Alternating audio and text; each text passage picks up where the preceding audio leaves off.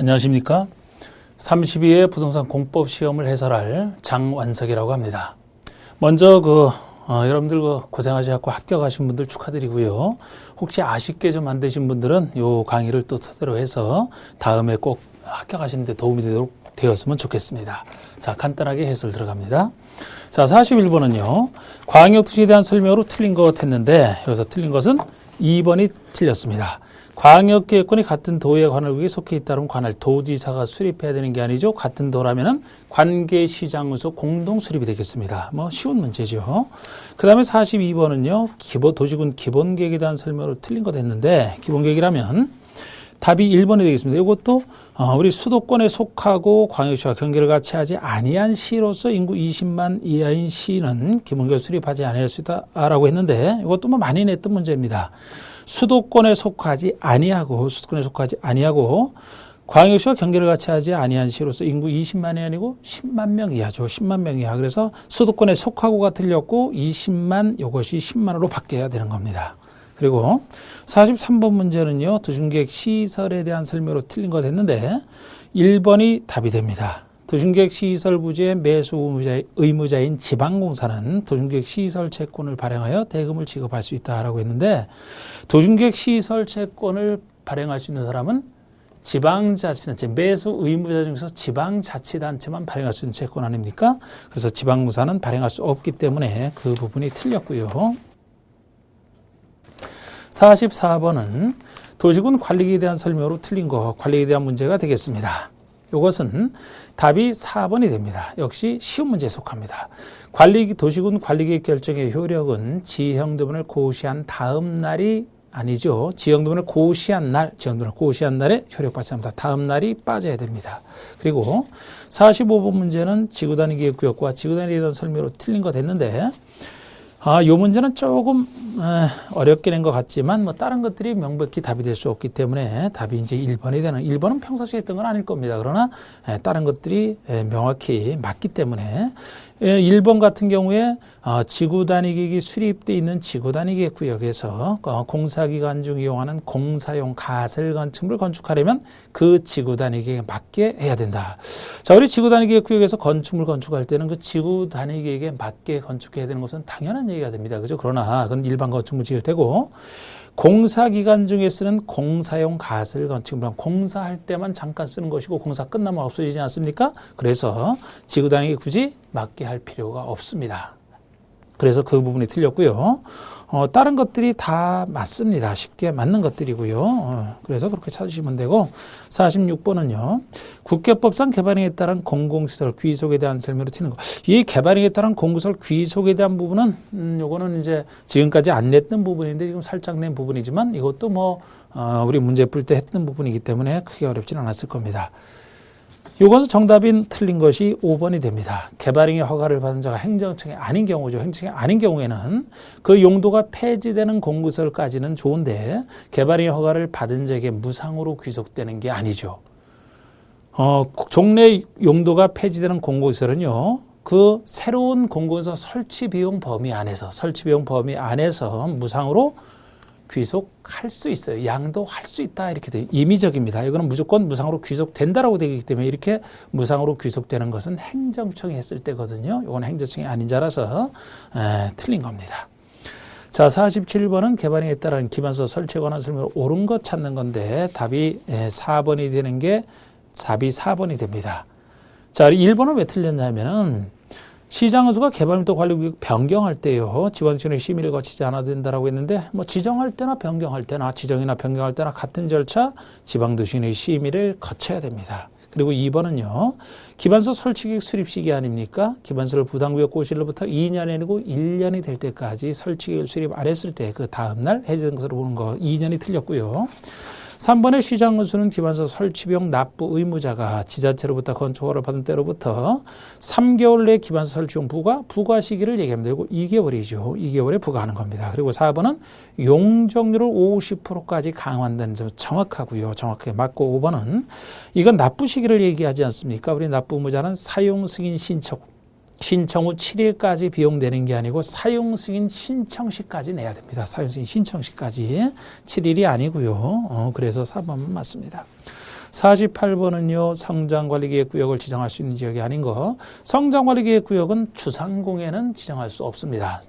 주상공이 아닌 녹지나 비도시 지역 중에서 개발행위가 집중되는 곳에 할 수 있기 때문에 정답은 3번의 주거지역이 되겠습니다.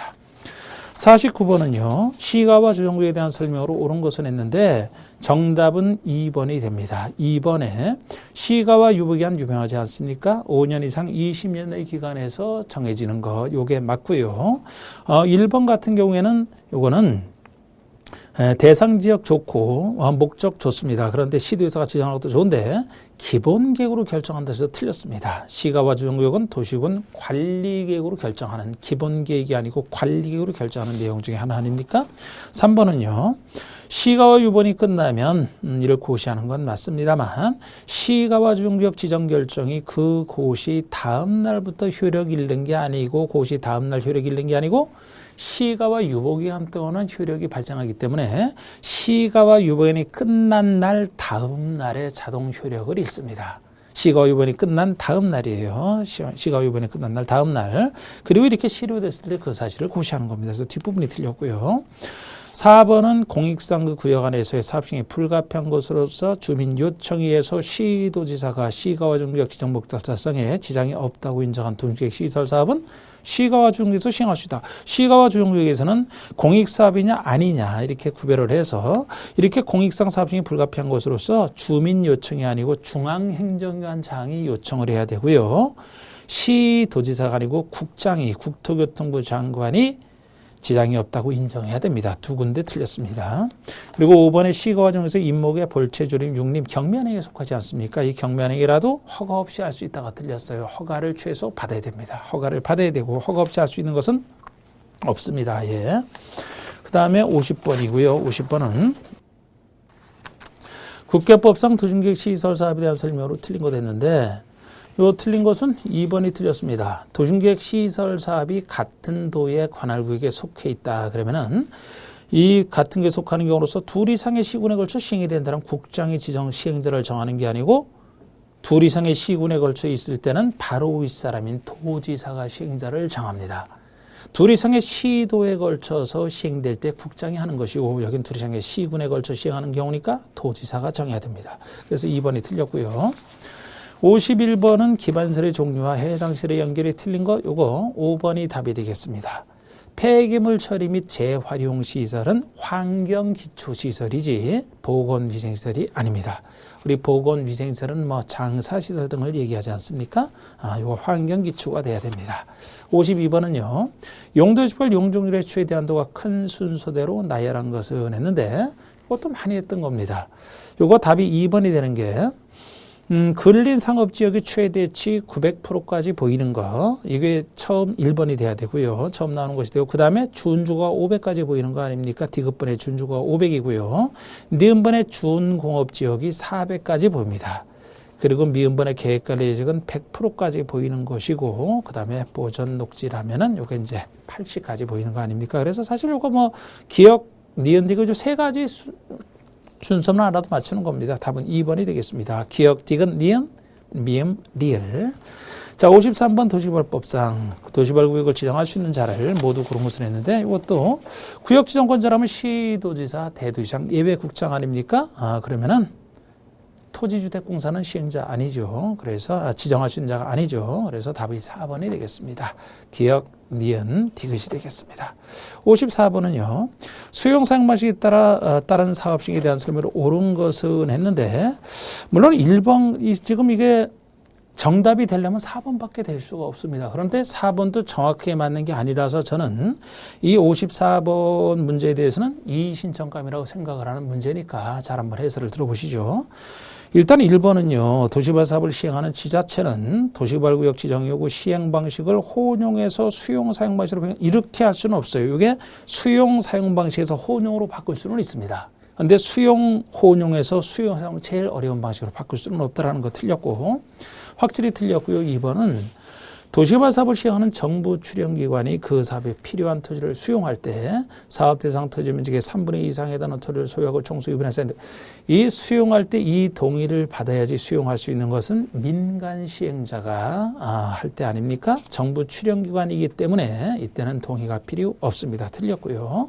3번에 도시개발 사업을 시행하는 공공기관은 토지 상환채권을 발행할 수 없다. 공공기관의 누구든 토지 상환채권은 시행자의 권한이기 때문에 공공기관이 시행자라면 당연히 발행할 수 있습니다. 시행자의 권한 아닙니까? 그래서 이것도 틀렸고요. 5번의 원형지가 공공택지다. 공공택지 용도라면은 원형지 개발자 선정은 추첨 방법으로 할 수 있다. 추첨을 할 수 있는 게 아예 없어요. 우리 원형지라면 특수한 사람에게만 주기 때문에 원칙은 그자와 수의계약으로 공급하는 게 원칙이 되는데요.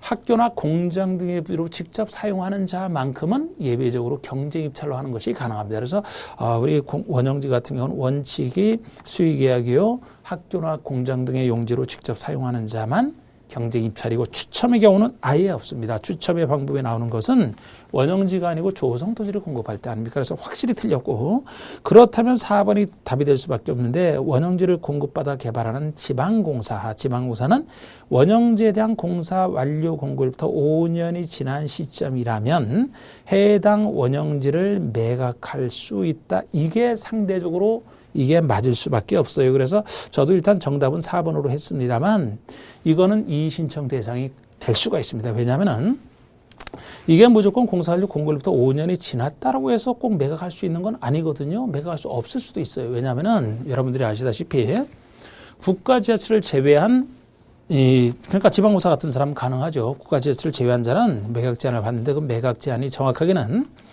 공급 계약일로부터 10년, 원형지에 대한 공급 계약일로부터 10년 그리고 공사 완료 공고일부터 5년 중에 이 두 가지 중에 먼저 끝나는 날까지 매각할 수 없답니다. 그러면 그렇게 정확하게 표현하면 맞는 것이지 여기처럼 만약에 공사 완료 공고일부터 5년이 지난 시점이라면 매각할 수 있다. 이것은 만약에 5년이 지난 시점이라도 공급 계약일로부터 10년이 더 만약에 빠른 시점이라면 5년이 지난 사람은 매각 못할 수도 있거든요. 그래서 지금 다른 것들은 명백히 틀리지만 4번이 일단 맞다고 보여집니다만 제가 볼 때는 4번도 이것도 엄밀하게는 틀렸다고 봐야 됩니다.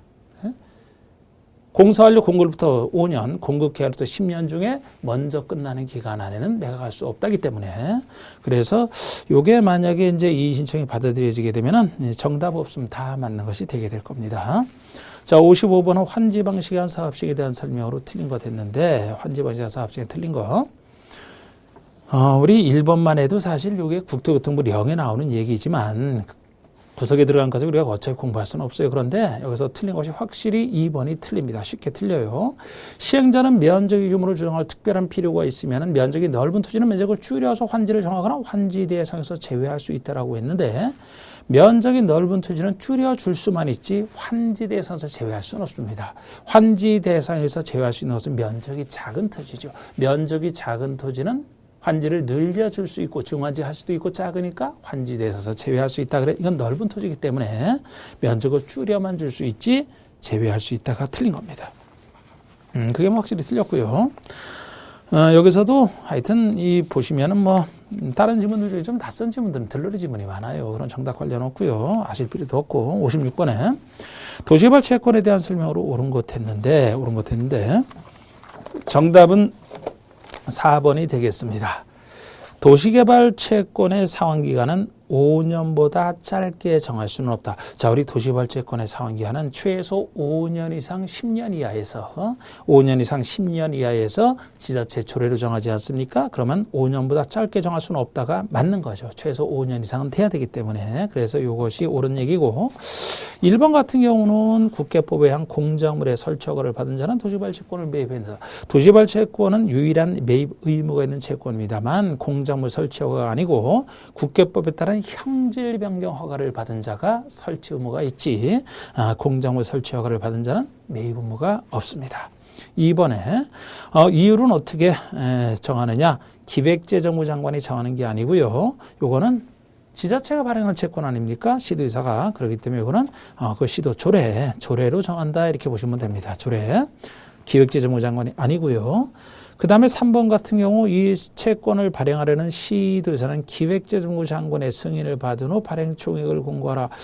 기획재정부 장관이 아니고 행안부 장관, 행정안전부 장관의 승인입니다. 도시발 채권에 대한 것은 시도의사가 발행하는 건 맞습니다만 시도의사가 발행할 때 행정안전부 장관의 승인을 받기 때문에 그 부분이 틀렸고요. 역시 5번도 마찬가지입니다. 도시발 사업을 공공기관이 시행하는 경우에 해당 공공기관 장은 시도의사 승인을 받아 채권 발행할 수 있다. 공공기관이 발행할 수 있는 거 아닙니다.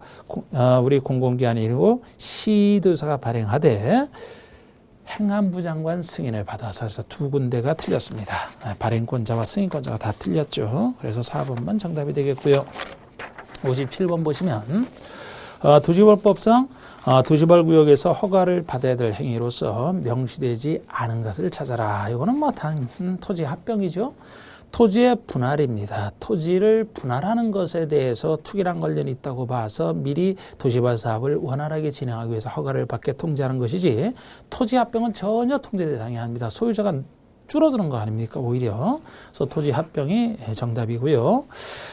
토지 분할 이렇게 해야 됩니다. 그리고 58번은 요거는 이제 그 형사처벌에서 벌금 부과에 대해서 물었는데 이거는 요거 정답은 5번이 되겠습니다. 원래 1억 5천만 원 정도의 재산상 이익을 얻었다면 최대 3배 이상 5배 이하기 때문에 5배라면 7억 5천이 되는데요. 이 5배가 10억 원 이하인 경우는 다시 10억 원으로 본다. 그래서 답이 4번이 안 되고 5번이 되는 것입니다. 근데 이것은 제가 일부러 틀리게 내는 문제가 있어요. 난이도 조절을 위해서. 공법은 워낙 양이 많고 일부러 그래서 공법이 좀 어렵다고 하는 겁니다. 그래서 이건 전혀 여러분들이 아실 필요 없어요. 절대 다시 안 나오는 문제입니다. 이거는 일부러 틀리라고 했기 때문에 제가 이거는 틀린 게 5번이지만 여러분들은 아실 필요가 없습니다. 이런 게 몇 문제 돼요. 이런 게 몇 문제 됩니다. 그리고 59번의 도정법상 다음 정의에 해당하는 정보에서 이건 쉬운 거죠. 저소득 주민이 집단 거주하는 달동네 아닙니까? 그러면 주거환경 개선 사업 1번이 되겠습니다. 59번은 1번이고요. 60번은 도정법상 조합총회 의결사항 중에 대의원회가 대행할 수 없는 사항을 모두 여기서 대의원회가 대행할 수 없는 사항이라면 조합총회에서만 의결하는 사항 아닙니까? 조합 임원회 해임, 임원회 선임 해임 이거 다 대의원회가 대행할 수 없죠. 그리고 니은번은 사업 완료라는 조합의 해산 이렇게 돼 있기 때문에 조합의 어떤 합병이나 해산은 원래 총회에서만 하는 사항에 들어갑니다. 그러나 해산 중에서 사업 완료로 인한 해산이라면 사업 완료로 인한 해산이기 때문에 사업이 다 끝나고 나서 자연스러운 해산이기 때문에 이것은 총회 정권상에 들어가면서 이게 빠집니다. 빠지니까 요거는 니은번은 아니고요. 대의원회가 대행할 수 없는 사항이 아니고 정비사업비 변경이나 정비사업 전문관리업자 선정 변경 등 여러 가지 조금 중요한 것들은 다 총회 정권상 즉 대의원회가 대행할 수 없는 사항에 들어갑니다. 그래서 요것은 니은번만 빼고 기역 디귿 리얼 답이 3번이 되겠습니다. 기억되기 리얼. 그리고 61번의 도정법상 공공재개발 사업에 대한 설명이다. 괄호 속에 들어갈 내용과 숫자를 바르게 나열하는 것을. 이번에 공공재개발과 재건축에 대한 것이 금년에 새로 도입이 되면서 나온 문제인데 이거 교수님들 예상을 아마 다 빗나가게 한 문제가 되겠습니다. 이거는 역시 일부러 틀리라고 낸 문제입니다. 이거는 그 공공재개발 사업 중에서 중요한 걸 물은 게 아니고 그 지방도시위원회 그 심의 기한을 물었기 때문에 이건 틀리라고 내는 문제고 이런 것도 답은 신청일부터 30일 돼서 답이 3번입니다만 이런 건 틀려도 상관없어요. 답은 3번입니다. 자, 62번 도정법상 관리처분 계획에 대한 설명으로 옳은 것 했는데 이것도 약간 어렵게 낸 겁니다. 1번이 정답입니다. 지분형 주택의 규모는 전용면적 60제곱미터 이하인 주택으로 한정한다. 그래서 지분형 주택에 대한 문제도 지금 처음 냈거든요. 근데 지분형 주택은 이제 서민용 주택이라 소형 60 이하인 주택으로 한정되는 거 맞습니다. 이게 맞는데 2번은요. 분양 신청 기한 연장은 30일 범위에서 한 차례만 할 수 있다가 틀렸습니다. 우리 분양 신청 기한은 소유주에게 통지한 때로부터 30일 이상 60일로 정하는데 연장할 때는 20일 연장할 수 있다. 30일이 틀렸고요. 3번에 같은 세대에 속하지 아니하는 3명이 1투지를 공유했다라면은 세 주택 공급하는 경우 항상 공유했을 때는 한 주택만 공급하는 거 아닙니까? 틀렸고요. 4번도 어렵게 낸 건데 이것이 조합원의 10분의 1 이상이 관리청의 인가 신청이 있은 때로부터 30일 내에 타당성 검증을 요청한 경우 시장수는 따라야 된다. 이거 10분의 1이 아니고 5분의 1 이상이고요. 30일이 아니고 15일 내에 이렇게 해야 됩니다. 그리고 5번은 시장수는 정비구역에서 면적이 100제곱미터 토지를 소유한 자로서 건축물을 소유하지 아니한 자의 요청이 있는 경우에는 인수한 임대주택의 일부를 토지임대부 분양주택 역시 서민용 주택으로 전환하여 공급해야 된다라는 것은 역시 0에 나와 있는 얘기인데 토지가 90제곱미터 미만인 경우입니다. 우리 90제곱미터 미만 그런 토지를 소유한 자로서 건축물을 소유하지 아니한 자의 요청이 있어야 되거든요. 그래서 100제곱미터라 해당되지 않습니다. 63번은요. 도정법상 정비사업 시행에 대한 설명으로 옳은 것은 했는데 이것도 살짝 어려운 부분이에요. 우리가 정답 자체는 5번입니다. 그러니까 5번이 정답부터 말씀드리면 주민대표에는 이 주민대표에는 시장수들이 사업 시행할 때 그 토지정수가 만드는 건데요. 의견 제시를 해서 만드는 건데 토지정수자 과반수 동의를 받아서 구성하는 거 맞습니다. 맞고요. 위원장과 부위원장 각 한 명과 한 명 이상 3명의 감사를 준다 그래서 주민대표에 대한 부분도 작년에 이제 이거 말고 다른 부분에서 한 문제 낸 적이 있습니다만 이것도 또 올해는 전혀 다른 거에서 우리가 그 주민대표회의 뭐 위원장 수와 감사 수까지 하는 것은 무리거든요. 평소에 하는 게 아닙니다. 그런데 이게 맞아요. 이게 정답이고 다른 것들은 1번이 세입자 세대수가 토지소유자 3분의 1에 해당하는 경우에 시장군수는 토지주택공사 등을 주거환경 개선사업 시행자로 지정하기 위해서는 세입자 동의를 받아야 된다 이렇게 했는데 우리 주거환경 개선사업에서 세입자 동의가 나오는 것은 현직이랑 방법에 하는 다른 방법에서 그것도 다른 방법에서 할 때 소유자 3분의 2 이상과 세입자 세대수 과반수를 받는 게 원칙이 아닙니까? 그런데 토지등 소유자 세입자 세대수가 토지등 소유자의 2분의 1 이하라면 3분의 1이면 2분의 1 이하에 해당되죠. 2분의 1 이하에 해당되기 때문에 세입자 동의를 생략할 수 있는 경우에 속합니다. 그래서 받아라 하는 것은 어느 방법이든 상관없이 틀렸고요.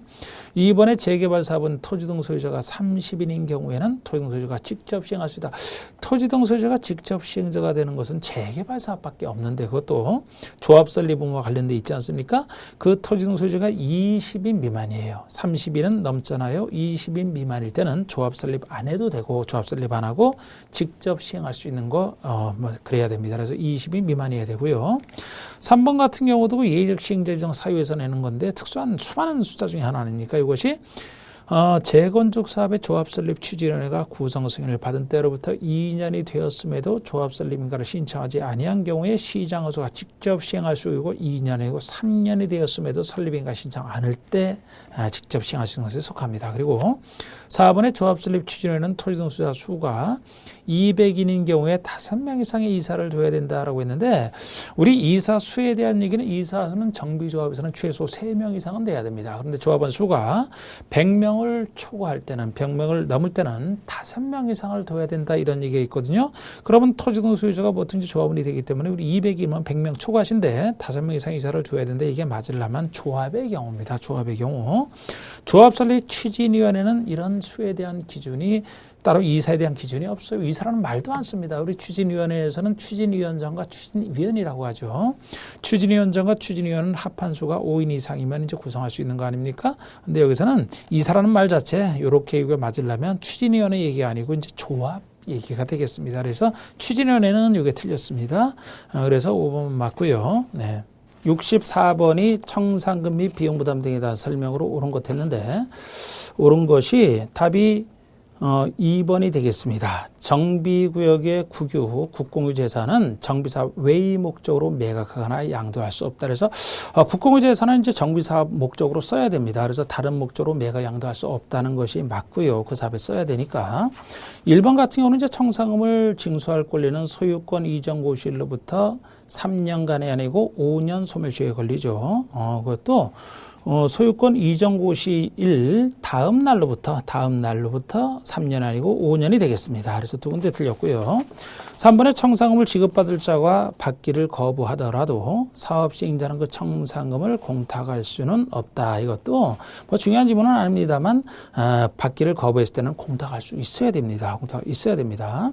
4번에 시장원수가 아닌 시행자는 부가금을 체납하는 자가 있는 때는 지방세 체납 처분의 이해에 따라 부가징수할 수 있다라고 했는데 직접 이렇게 부가징수할 수 있는 것은 행정청이죠. 시장원수가 가능하지 시장원수가 아닌 시행자라면 징수를 시장원수에게 위탁할 수밖에 없지 본인이 직접 강제징수는 못하는 겁니다. 그 다음에 5번의 국가재체는 토지임대부 분양주택을 공급받은 자에게 해당 공급비의 전부를 융자할 수는 없다. 전부 융자 가능합니다. 그래서 2번만이고요. 그 다음에 65번 같은 경우가 주택법상 이것도 한국토지주택공사가 우선 매입하는 분양가 상한제 정유주택의 매입 금액에 대한 설명 한 번 낸 적 없는 일부러 틀려도 되는 그런 문제에 속하겠습니다. 그래서 이것은 이거 시행령에서도 그 주택법 시행령에서도 시행령 중에서도 별표 3에 나오는 얘기거든요. 이런 거는 여러분들이 알 수가 없고 그렇습니다. 해서도 안 되는 것이고 답은 2번이 되겠습니다. 답은 2번이 됩니다만 이거는 알 수 없는 부분이고 66번에 주택법령상 주택단지가 일정한 시설로 분리된 토지는 각각 별개 단지로 보는 거 아닙니까? 근데 그 시설에 해당하지 않는 거. 그래서 철도나 고속도로나 1, 2번, 2번, 4번 같은 경우는 규모에 상관없이 다 별개 단지로 보는 것인데 답이 3번이 됩니다. 우리 일반 도로로 분리돼 있다 그러면 폭이 20m 이상인 일반 도로로 분리되어 있어야 각각 별개 단지로 보기 때문에 10m 갖고는 안 됩니다. 5번은 도시계획 예정도로는 폭이 8m 이상만 되지 않습니까? 8m 이상에 속하기 때문에 되고요. 답이 3번이 되겠습니다. 67번의 주택법령상 용어에 대한 설명으로 옳은 것을 모두 고른 것은 했는데 주택에 딸린 건축설비, 딸린 건축설비는 복리시설이 아니고 부대시설이죠. 건축설비, 그 주택의 분양에 있어야 되는 딸려있는 부대시설에 해당이 됩니다. 니은번에 300세대인 국민주택 규모의 단지형 다세대 주택은 도시형 생활주택에 도시형 생활주택에 해당되려면 종류를 떠나서 다 300세대 미만이어야 되지 않습니까? 300세대가 안 돼야 되는데 300세대짜리이기 때문에 도시형 생활주택에 해당될 수가 없습니다. 그 다음에 디귿번에 민영주택은 국민주택을 제외한 주택을 말한다. 당연히 이것만 맞죠. 이것만 맞습니다. 답은 2번이고요. 68번이 주택법령상 투기과일지구 지정 기준에 대한 설명이다. 가로수에 들어갈 숫자와 내용을 바르게 나열한 것은 했는데 우리 투기과일지구 지정 기준에서도 바로 우리 투기과일지구로 지정되는 달이 속하는 달에 바로 전달부터 소후에 주택 공급이 있었던 기억분이 2개월 동안이죠. 2개월 동안에 기억분이 2개월이고요. 그 다음에 주택의 월평균 청약 기준은 모두 5대1초가 맞고요. 국민주택 규모의 월평균 청약 경쟁률만 따질 때는 10대1, 니은번에 10이 됩니다. 10이 되고 그리고 이제 무엇이 이건 주택의 분양 계획이 직전보다 30% 이상 감소됐다. 그러면 이제 공급이 위축될 우려가 있기 때문에 분양 계획이 되겠죠. 그래서 정답은 1번이 되겠습니다. 1번이 되는데 네, 그렇습니다. 69번에 주택법령상 사업승인에 대한 설명으로 틀린 것 했는데 사업승인에 대한 설명으로 틀린 것은 요것은 다른 것들 다, 최근에 나온 것들 다 이게 맞는 얘기고요. 다 강조했던 것들입니다. 4번이요. 쉽게 틀렸죠. 사업 주체는 사업 승인을 받은 때로부터 1년 내 공사에 착수하라. 5년 내에 착수해야 됩니다. 그래서 4번이 틀렸고요. 쉬운 문제입니다. 70번의 주택부상 주택 상환사채인 납입금이 사용될 수 있는 용도로 명시된 것을 모두 그런 거. 자, 우리 주택 상환사채 납입금이 사용될 수 있는 용도 이것도 처음 낸 겁니다. 지금 32년 만에 처음 낸 건데 그냥 여러분들이 눈치껏 이거 찾아야 되는 겁니다. 우리 주택 상환사채는 한국토지주택공사와 등록사업자 이 두 사람만 발행할 수 있는 거 아닙니까? 그러면은 주택 건설 자재 구입이라든지 택지 구입 조성 이렇게 주택 상환사채를 발행해서 민영주택의 재원을 마련해서 주택 건설 사업에 이제 민영주택 건설에 어떤 재원이 되는 것이 주택 상환사채이기 때문에 건설 자재를 구입한다든지 택지 구입 조성 이거는 당연히 들어간다고 판단하셔야 되거든요. 그런데 디귿번의 주택조합 운영비에 충당을 한다. 리어번의 주택조합 가입 청약 철회제 가입비 반환을 쓴다. 가입비 반환은 가입비 받은 사람이 스스로 반환하는 것이고 운영비는 주택 조합원들이 내야 되지 이거를 주택 상환세 납입금 갖고 쓰면 안 되죠. 이거는 조합에서 해결을 해야 됩니다. 그죠? 조합은 발행권자도 아닙니다. 그런데 주택조합 운영에 어떻게 쓰겠습니까? 그래서 이건 눈치껏 찾아야 되는 거 처음 낸 문제지만 찾을 수 있어야 됩니다. 이거는 그래서 70번은 답이 1번이 됩니다. 1번이 되고요. 71번의 주택법상 주택 공급과 관련되어 금지되는 공급지수 교란행위에 해당하는 것을 모두 고른 것은 했는데 공급지수 교란행위라면 우리 주택을 공급할 수 있는 각종 증서나 지위 여긴 다 들어갑니다. 그건 다 들어가는데 이것을 이제 양도 양수하거나 알선하거나 광고하는 것을 금하지 않습니까? 그런데 우리 여기서 양도 양수 개념에서 매매든 증여든 모든 행위를 다 포함합니다만 상속 저당은 제외 요거 많이 냈던 건데 그대로 낸 겁니다. 그래서 기억번은 상속이기 때문에 교란행위에 해당이 안 되고요. 니은번의 저당이기 때문에 안 되는 겁니다. 상속 저당은 허용이 되기 때문에 기억 니은 안 되고 답이 디귿 리을번은 당연히 증여매매 다 들어갑니다. 그래서 답은 3번이 되고요. 3번이 되고 우리 72번 특수구조 건축물의 특례에 대한 설명으로 이것도 역시 틀려도 됩니다. 우리 가만히 보시면 건축법에서 이 어려운 부분이 이번에 많이 나왔습니다. 국회법에서 좀 쉬운 부분이 많이 나왔고요.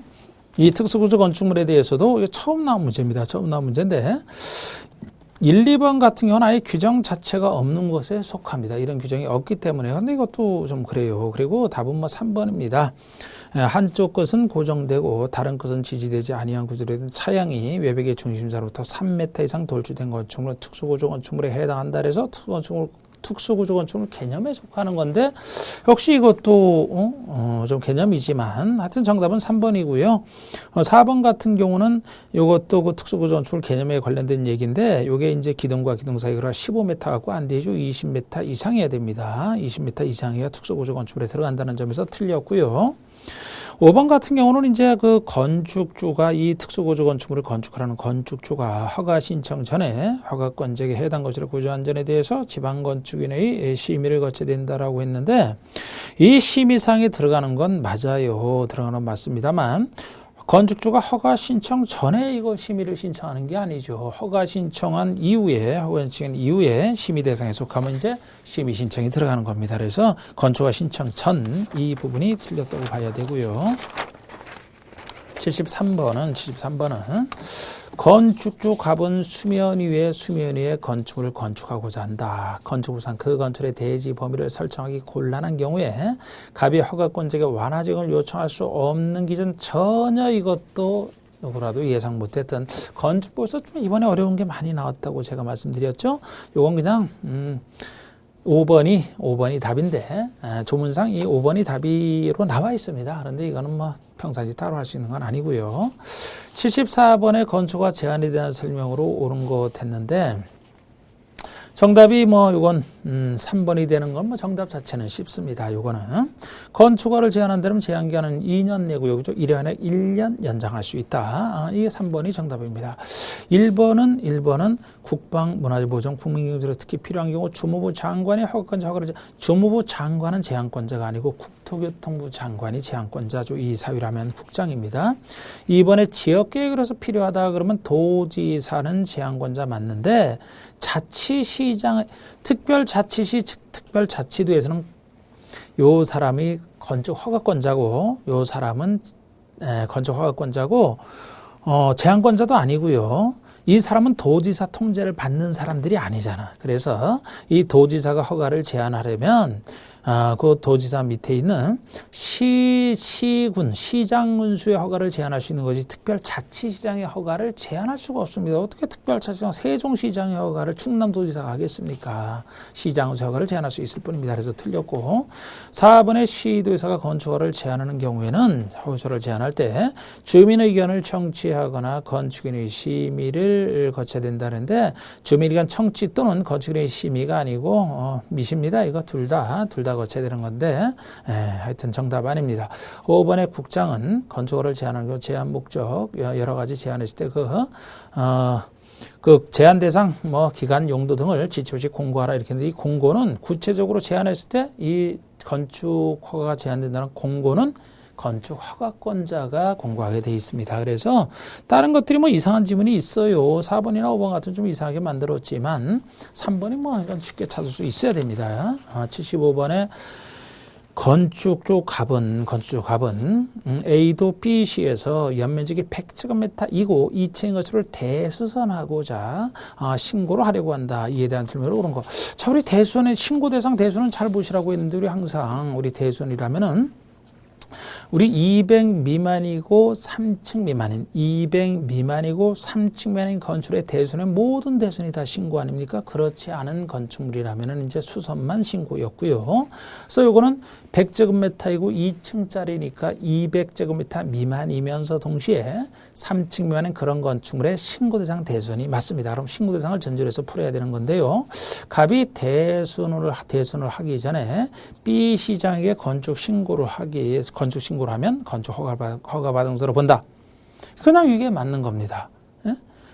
우리 신고 대상은 신고하면 허가 받은 것으로 본다 그러지 않습니까? 그리고 이 신고는 누구에게 하는 거예요? B 시장이지 A 도지사가 아니죠. 보통의 이런 것 대손에 대한 이런 거 허가 신고는 보통은 다 시장에서 구청장 아닙니까? 그러니까 B 시장 맞고 이게 그냥 맞습니다. 2번은 건축 신고로 한 갑이 공사 시공자를 변경한다는 B 시장의 허가. 시공자 변경할 때 시공자 변경 이거 신고입니다. 신고한 사항 변경할 때는 기본적으로 신고죠. 신고. 특히 뭐 사람 바꾸는 건 다 신고가 되겠습니다. 허가 대상이라 하더라도요. 이건 신고입니다.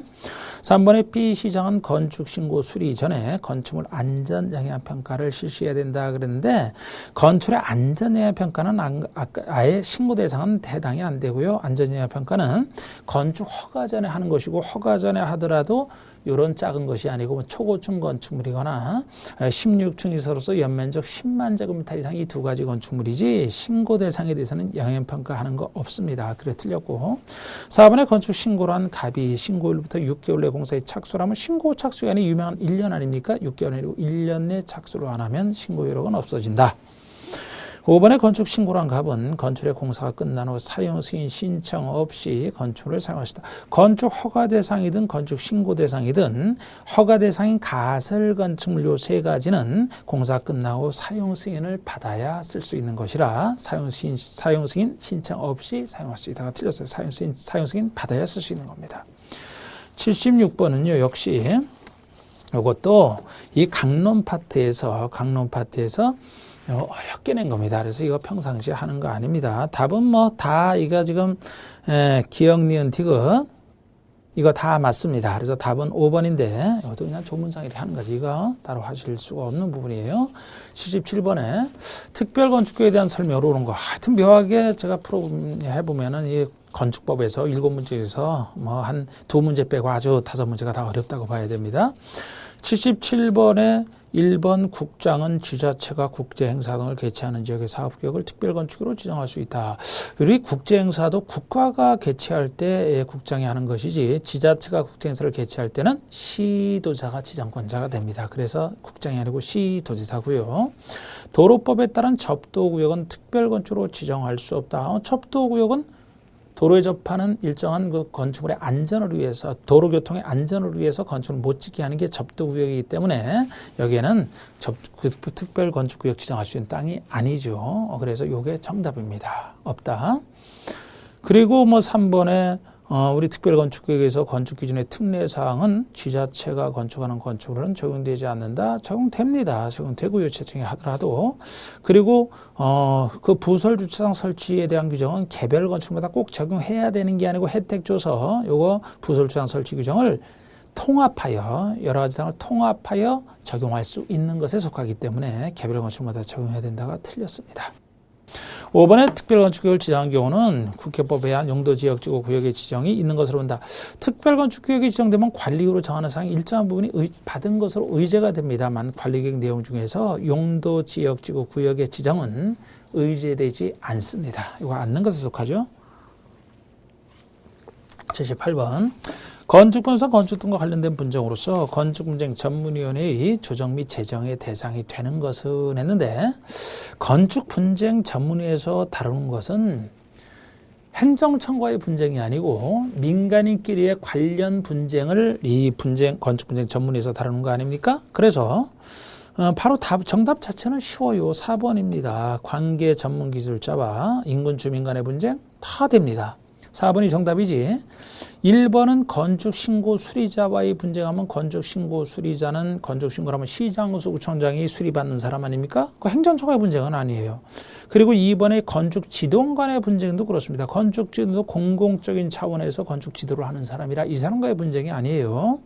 3번은 허가권자, 감자, 허가권자라서 안 되고 5번도 허가권자라서 안 되는 겁니다. 그래서 어떤 행정청이나 건축지도원과 분쟁 이런 게 아니고 민간 분쟁, 건축 관계자, 관계 전문 기술자, 주민끼리의 모든 분쟁은 다 들어갑니다만 공공과의 분쟁은 아닌 겁니다. 그래서 답이 4번만 될 수밖에 없고요. 79번은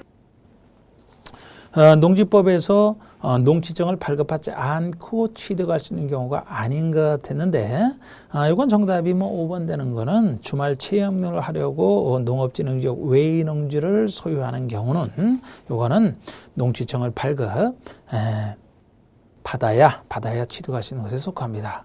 그래서 이것도 쉬운 문제에 속하죠. 5번. 그리고 80번의 유효농지에 대한 대리경작자 지정에 대한 설명으로 옳은 거. 그래서 원래 농지법에서 두 문제 중에 한 문제 쉽고 한 문제 어려운데 이 80번이 좀 상대적으로 좀 어려운 것에 속하는 것이 사실 요새 유효농지에 대한 대리경작자는 옛날에 좀 쓰이고 요새는 좀 덜 쓰이는 건데 이 종합 문제로 이게 나왔다는 것은 조금 드물게 나온 겁니다. 그런데 이것도 잘 찾아보면 또 맞출 수 있을 걸로 보여집니다.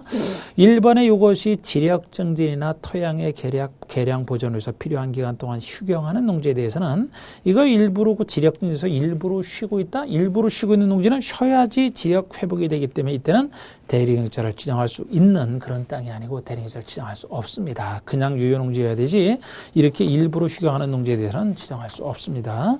그 다음에 2번의 대리경작자 지정은 유효농지를 경작하려는 농업인 또는 농업법인의 신청이 있을 때만 지정할 수 있고 직권으로 할 수 없다? 시장구청장이 직권으로도 지정할 수 있어요. 직권으로 지정할 수 있습니다.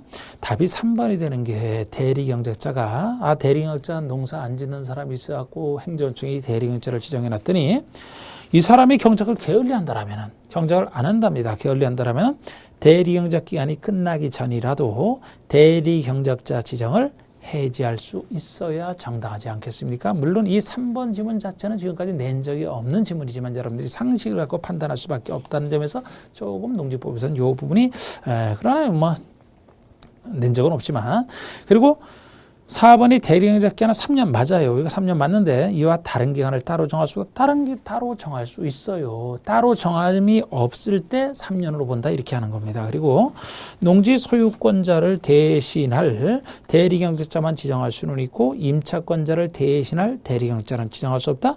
아니요. 임차권자를 대신할 대리경작자도 지정할 수 있습니다. 그래서 소유자든 임차권자든 농지에 대해서 농사를 안 짓고 있다 그러면 거기에 대해서 대리경작자를 지정해 주는 것이거든요. 그래서 정답은 3번이 될 수밖에 없습니다. 그래서 제가 전체적으로 이렇게 이번 시험을 보면 이번 시험이 이제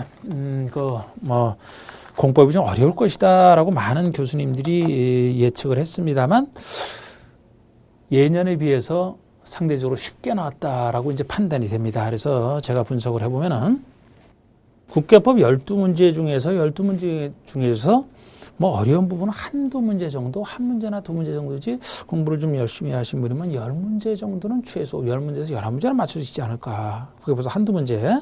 개발법에서 6문제 중에서 한 2문제가 조금 어렵고요.